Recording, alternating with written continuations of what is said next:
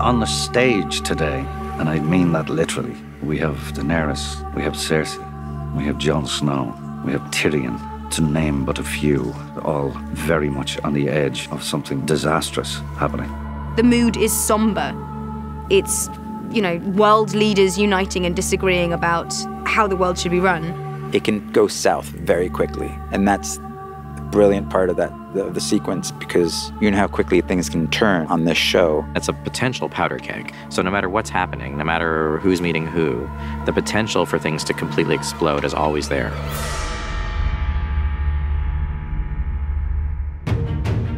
The Dragon Pit is probably one of the most essential sequences in all of Game of Thrones. Tyrion and his posse, they know they're entering a dangerous place, and they know they're taking a risk coming here.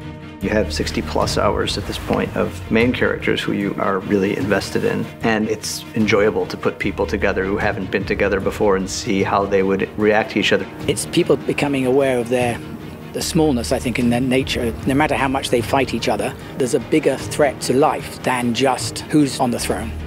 You can say to anyone, you know, this disease is coming, but until you can show them evidence, they won't get past their own smaller problems to fight the big problem. These things build over time, you know. It takes 70 hours to get to this point. It takes 70 hours for the story to allow this scene to happen. There's a momentum that's up now which doesn't stop. So that's really exciting. It's incredible because I am the new kid on the block. And I've seen these guys for 6 seasons now. And then all of a sudden being part of the scene, I think this is going to be one of the scenes of this season.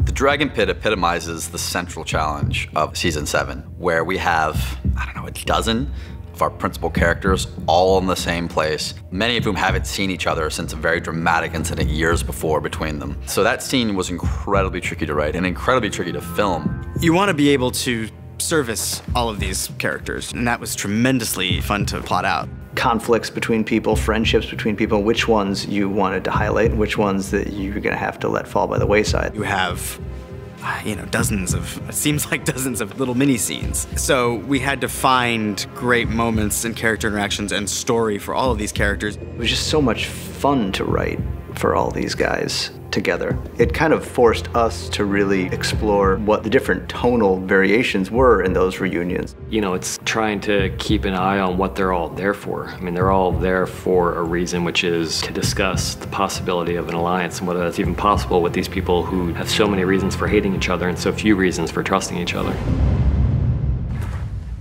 Welcome, my lords. For Pod to see Tyrion, I mean, that guy was the most important person in the world to him. He was the only person who'd given him a chance. I'm glad you're alive. There's something very sweet in it. And amongst all the big stuff, the small stuff still happens as well, and that's what adds to the texture of the show, I think. That stuff's never forgotten about. What's in there? There's a really wonderful moment where Brienne spies the Hound, and she realizes that she has to sort of apologize, maybe for nearly killing him, maybe. But she also brings to him the news that she knows he wants to hear, that Arya is alive and Arya's home. Oh, that was a relief. Yeah, of course. And a concern, is she all right? Who's protecting her if you're here? The only one that needs protecting is the one that gets in her way. And then it turns out that we don't need to worry about Arya, because I've taught her everything. What I love about Tyrion and Bronn's relationship is they know exactly who they are. Tyrion prods him a little bit about how much Bronn is doing things out of self-interest. Don't you worry about me, I'm doing all right. Looking after myself. Are you? Helping me to arrange this meeting wasn't exactly looking after yourself, was it? It's your head Queen Cersei's offered a bag of gold for us, not mine. Knocks on his tin heart a little bit. Knows there's something in there. It's good to see you again. Yeah, you too. You have Cersei seeing Tyrion for the first time in a long time, her mortal enemy. So the first time they lock eyes when she walks in, that's a moment. It's really awkward. It's like I know family reunions for everyone are very awkward, but let's just say the Lannisters are a complicated bunch. She's held him responsible for the death of her mother. and the death of Joffrey and her father. You know, she can't really take responsibility or deal with her own grief. She has to just blame everybody else, and that's part of her pain too. Lena gives me a look that I never want to see ever again. It's, yeah, it almost flattened me. I wanted to hide. Met my brother. That was good. I had a standoff with him, which was great fun. That was great. Ignoring a very serious situation, the Hound just goes straight to him and goes, basically, you and me, pal, we haven't finished. You're getting it. There's a non-verbal 4 or 5 second thing between Cersei, Jaime, and Brienne.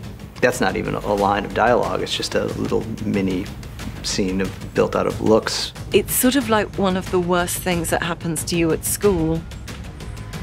I think it's Brienne's idea of absolute abject hell. Fighting the Hound wasn't abject hell, but a moment of having to deal with Jaime and Cersei is the most excruciating thing that could possibly happen to Brienne. She arrives with the Mountain and Jaime and the, like you say, the Kingsguard, and she's, you know, pretty fierce. And then she realizes that Dany isn't here, and that pisses her off, obviously. And then, of course, Dany arrives on Dragon. You know, I take Fashionably Late to brand new heights.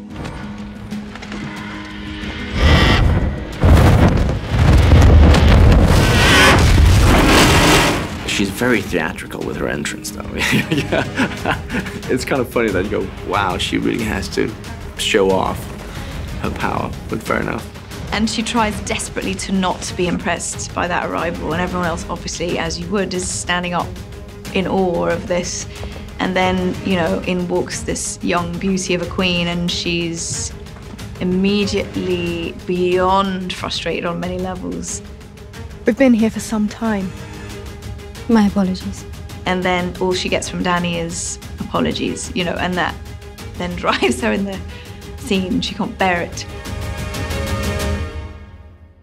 We have something to show you.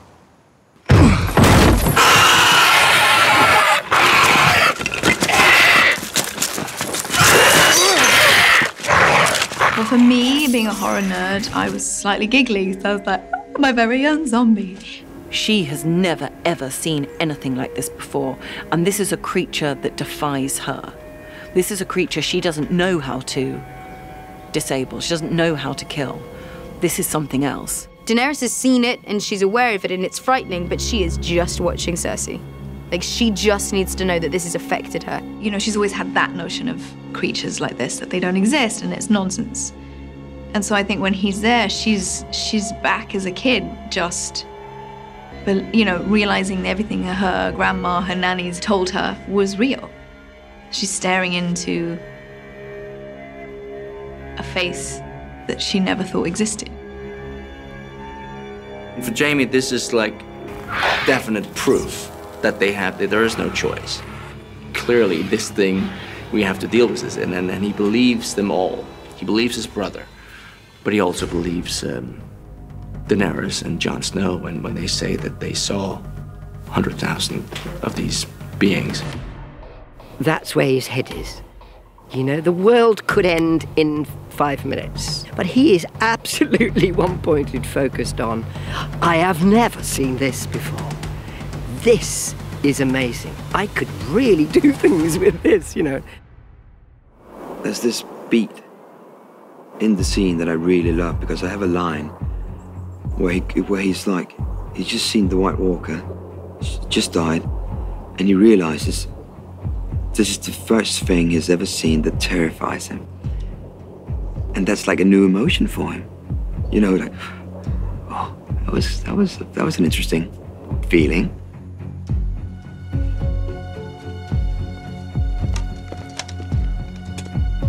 I'm going back to my island. You should go back to yours. When winter's over, we'll be the only ones left alive. And then it all rests. Her dragon's death, everything rests on Jon Snow just lying. The Crown accepts your truce. In return, the King in the North will extend this truce He will remain in the North where he belongs. He will not take up arms against the Lannisters. He will not choose sides. They've got a plan of action. And then it all kind of falls apart with Jon's honor again. It's like, come on, dude. Like, it's all you gotta do. Just this one time, just tell a fib, and he can't. He just can't. Like, that was the bad move. That was a bad choice, but thanks so much. I am true to my word. Or I try to be. That is why I cannot give you what you ask. I cannot serve two queens. Tyrion, knowing his sisters so well, knows that that's not going to go over well. And of course, it doesn't. And when Jon does that, the whole thing crumbles. So it's sort of like, I get it, but Then there is nothing left to discuss. It is so much fun with all of us all together. Having been isolated for so long and then suddenly, boom, I'm working with everybody. It was quite kind of event for me. I loved it. It's lovely. It's all of us being together. So we're all kind of, you know. that was really exciting because we are all just a big happy family. And that extended to after work, unfortunately, because we had way too much fun. You know, usually like here, you're on set and then you have a couple of other actors to hang out with. Suddenly we were like 10, 15 at the same hotel. It was just a recipe for disaster. But it was fun though. Having been so invested in the show for so long, for so many years, it's just so thrilling. And I was personally very excited to finally meet Daenerys. And I hope for the fans that they see a satisfying realization of what I think they've all been maybe waiting for, is for these worlds to be collided. Those 10 days were 10 of the most enjoyable days I've ever spent doing this show, because it's all these people having such an excellent time just being in each other's company. I will never forget those days on that set. They were outstanding.